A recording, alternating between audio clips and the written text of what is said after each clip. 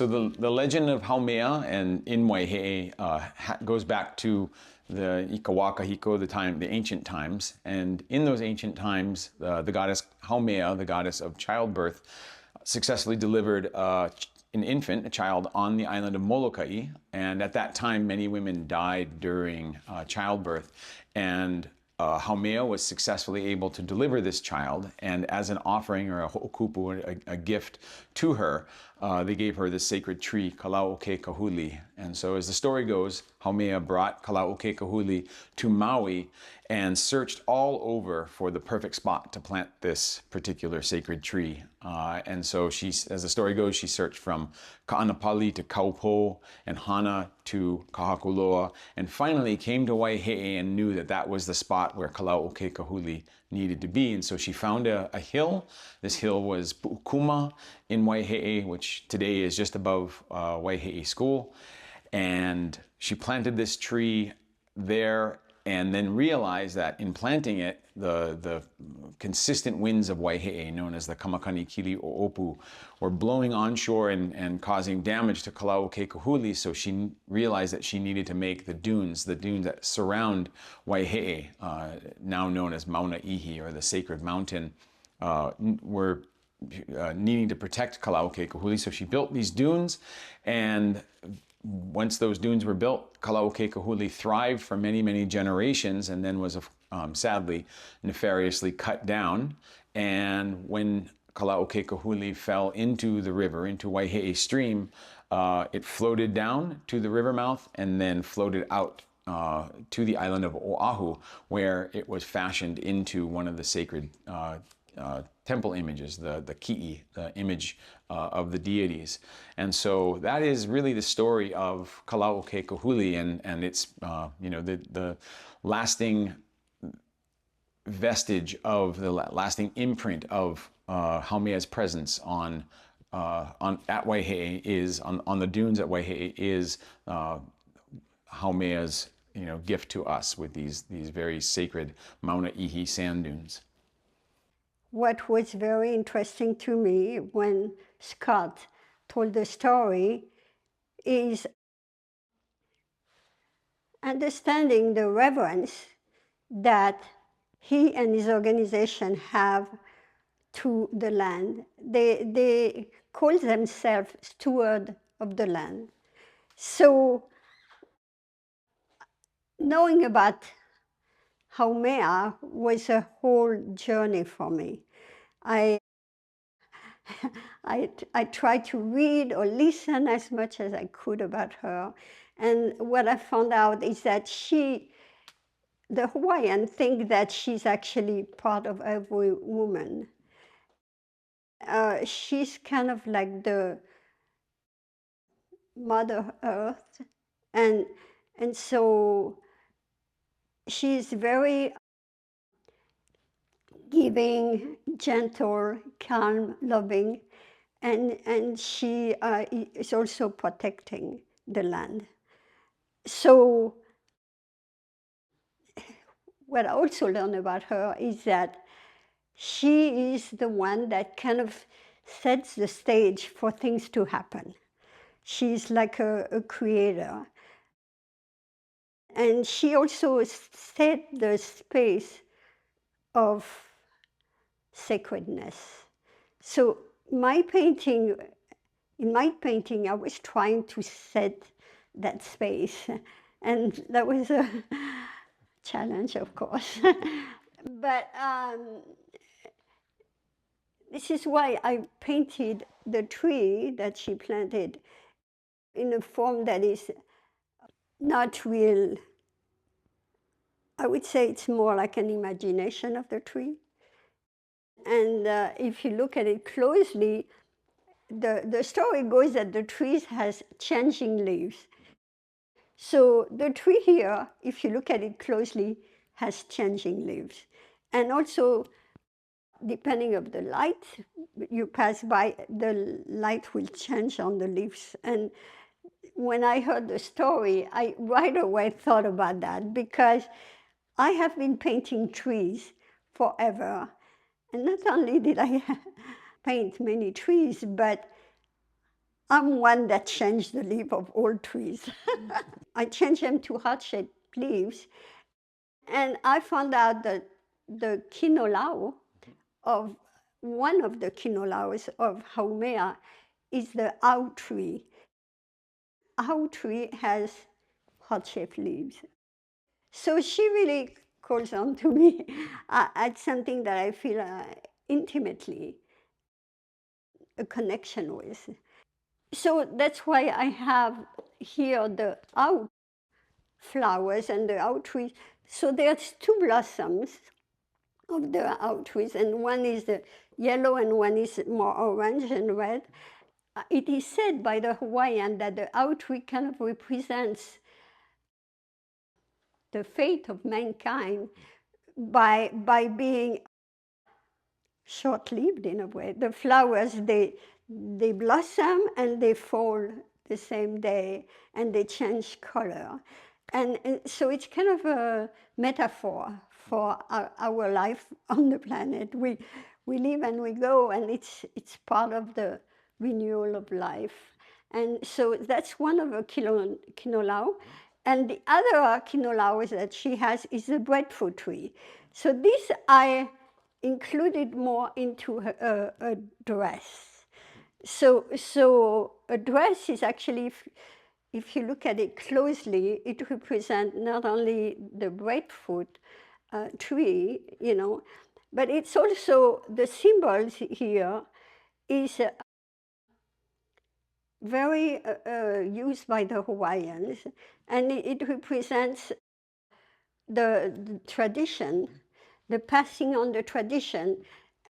And I have them going both ways. So from the past and for the future. And then the breadfruits are like the present. So this is how I designed my dress here. By the way, I did 5 different designs for the dress before finishing this one, because I wanted it to be real symbolic. That whole painting, for me, comes in layers of understanding. And it's, there's a lot of symbolism and a lot of different time frame in it. For example, she also is known to stage from east to west. So this is east, and this is the morning. And if you look at the light on the painting, this is more of a morning light. And if you go here, it's the evening light. So she go through the span between east and west. And so it's one of the understanding that I had that I tried to stage, which was kind of difficult because in a painting, usually you like to have a light that embraces everything. And then I asked Scott if there was one element that he would like in the painting, since he was the one introducing me to this whole story. I wanted to honor him. And so he talked to me about the lama tree. So I researched it, and so I put the branch right there. And it's symbolic for me because it's kind of the beginning, so the introduction. And since Scott introduced me to the whole story of Haumea, I felt that starting the painting from the top would be a good place for the lama tree. And by the way, lama means light. So in a way, Scott went like this, like, like a light on a story. And that's why I have that lama tree up there, kind of lighting up the way for understanding. And since I'm not Hawaiian, to have somebody that actually shares the story, it's an honor. It's really, and I have a lot of respect. And the whole painting, the way I painted it, was trying to learn as much and respect as much as possible what the legend of Haumea is for the Hawaiian.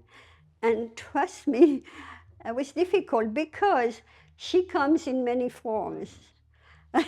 She changes all the time. And that's how it happened during the process of creation. Is like, how do I depict her? Who is she? And how can I best depict her for this story? Because, she would be depicted differently if it was another story. Since she was the mother of many gods, Haumea was originally coming from an island which is called Nuhu Mealani, which is an island floating kind of from the heaven. And it is an island where the Akua and the people were living together harmoniously. And the Akuas are actually not only the gods, but they're also the elements of nature, like the wind, the ocean, the sky, the sun. All of those are Akua. And it's the harmony between the people and all the elements and the gods that set the stage for a place in heaven, right? Absolutely, yeah. Nu'umealani. So I found it very interesting that she came from there and then created all on the earth. I think if we could go back to that place, that would be very nice, I think, don't you think? So with this in mind, that she has this in her, I think what she creates can be really sacred for the Hawaiian people. Yeah, absolutely. Right? Yeah.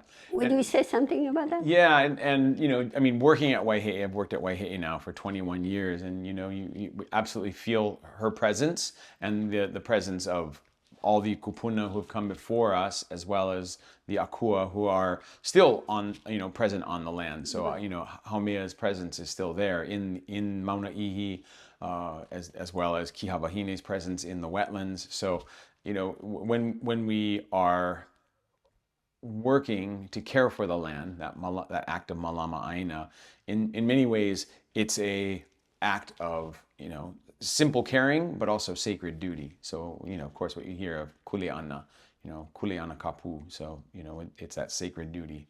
So. And this is why I'm very honored to work with people like Scott that are actually honoring the land, and we definitely want to support that. So just a detail about the painting, because Scott was asking me, so which one is a tree? And I say, well, it's the one that she's planting.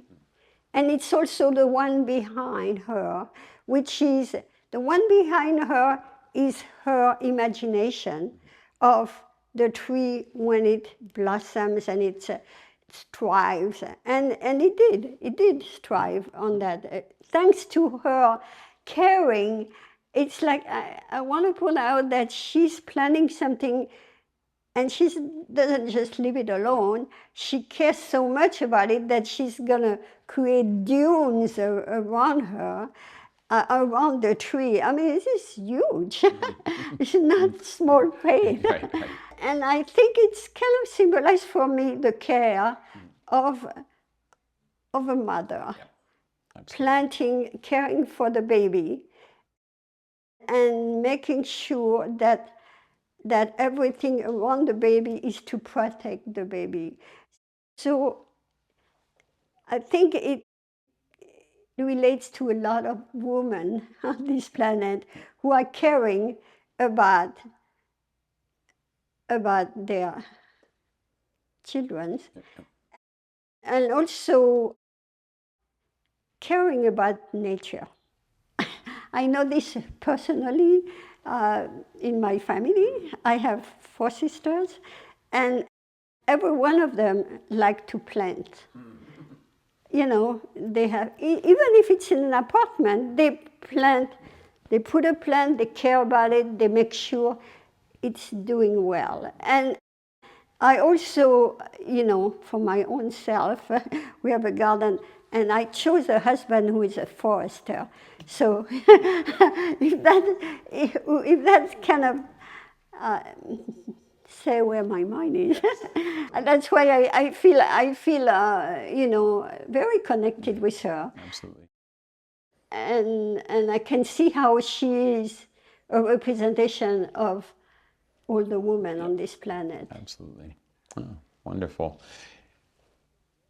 Yeah, it's really amazing. I mean, the pulling in the kinolau, the bodily forms of the deity, and you know, I mean, her bodily forms are both in the life, the animate things, and as well as the inanimate things. You know, her presence is in the dunes, in Mauna Ihi. Her presence is in the stream that flows through. All of those things give life to the land, and so through her actions, you know, and as we plant those trees, we are actually reenacting her activity. So we're embodying, you know, her commitment, her dedication to the land. So Yes. yeah. What I want to say that I made a point to use for that land native plants and birds, and even though the tree that you plant, we are not totally sure Yeah. what it is. Yeah. But it doesn't really matter, Yeah. because it's the idea of the tree and the idea of planting a tree. Can you I often elaborate? think of, you know, if we were supposed to know, it would have been mentioned. Right. And in many ways, it's that that idea of speculative imagination that, you know, every tree we plant can then be part of that Haumea activity. So, you know, embodying the activity of Haumea. So, what the actual tree species is less important than just simply knowing that the act of planting, you know, that act of kanu, of planting in the earth, kanu ika aina, you know, planting in the earth, is what gives life. And what species is, it may be important, but it's not as important here, is to know that life comes from, you know, hulina lima ika lepo, turning your hands into the soil. Yes. So unfortunately, the tree that Haumea plants is being cut. We don't know who did that. But that's not the point. The point is that the tree flows into the ocean. And I wanted to portray the fact that even though the tree is cut, the fish are following. They're kind of attracted by the branches. And for me, the fish are kind of a symbol of life goes on. Yeah. And actually, because of that fact, you know, of the legend, it becomes even more sacred. Yeah. That's why they use it for temples. So the whole story leads to something like a lot of legends do, with a lot more meaning and caring about life. And no matter what humans are going to be doing, life goes on. And this is the symbol that I have here on the bottom. So it is the whole cycle of life and death and renewal. From the birth of the child comes the birth of, you know, comes the ho'okupu, the offering to Haumea of the tree. That tree has a life. It was nefariously cut down, but then it becomes life in another form. It becomes an actual kinolau of a physical deity, the physical bodily form of the deity in a temple image. So, absolutely. And it takes its own journey. It takes its own journey. So, yep. Yeah, so I kind of like the whole circle. Absolutely. And which is, you know, embodied in what Haumea is. And Haumea That's is right. that, very much that. Renewal. She is a goddess that comes back and back and back. She kind of is rebirth many times for many generations. So it's kind of Yeah, the interesting. philosopher Mircea Eliade talks about the eternal return, and she's Right. sort of that cycle through consistently, and so that's exactly how I see. When you think about the eternal return, Haumea embodies that, and so even at Waihe'e, where we have her physical embodiment today, we have her presence. The tree is gone. The land had degraded, and now we're back in the process of actually returning it. So that idea of restoration is our action to bring back the eternal return. The way that I feel about this painting is that I was working with kind of different world. The world of now, the world of what is real, and the world of the sacredness, the mythology, and trying to combine both worlds was definitely a challenge for me, and making it like a storytelling. So that was one of the challenges that I had, but through the action of doing this, I was understanding more and more about the universality of Haumea and how she's a woman of the world. And her action, I think, are good to be shared with the world. Because, especially nowadays, where nature is really at stake, having the understanding of planting trees and taking care of the land, I think it's major to our society now. So this is part of my mission a little bit. Yeah. Doing this painting is to share the importance of taking care of the land and understanding the sacredness of the land and caring about it. Yeah, really what you're touching on is the distinction between the ao and the po. The ao is that world that we live in, and the po is the realm of the deities, the realm of the ancestors. It's where all people head to when their life has ended, so making that final journey. But in reality, the ao and the po are never really completely separate. They're always intertwined to some degree. And so Haumea enters into the ao, and she plants a tree in Waihe'e, and then she is elsewhere. She is in the po. And then it's our job to reenact her activity, her caring for the land. And so it really gets back to the Olelo no Eau, the wise saying that Iola ka aina, Iola ka kone. When the land is healed, all of us are healed. The ao and the po are in their places. They are interlocked and intertwined, and we move before. And that's really what you're saying about Nu'umealani. Nu'umealani was the land where all engaged harmoniously. So.